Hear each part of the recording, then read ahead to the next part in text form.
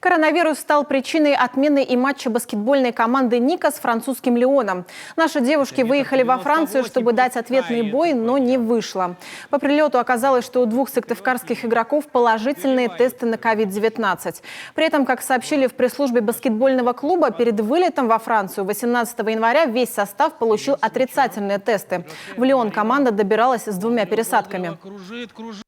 19 числа у пары человек, речь идет непосредственно только о 2 игроках, проявилась симптоматика, появился тест положительный, и вот 20 числа в день игры, к сожалению, он был подтвержден. Сейчас оба игрока у нас сейчас находятся во Франции, сейчас оказывается им лечение. Соответственно, клуб берет на себя все обязательства по их поддержке. Они там изолированы, я так понимаю, на вчерашний вечер, на сегодняшнее утро они должны были оставаться в номерах гостиницы.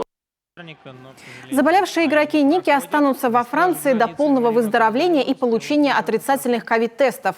Остальная часть команды уже получила отрицательные результаты на коронавирус. Из «Лиона» рыси вылетели сегодня ночью чартерным рейсом. Сегодня ожидается их прибытие в Сыктывкар. К тренировочному процессу команда приступит только после повторного тестирования на ковид.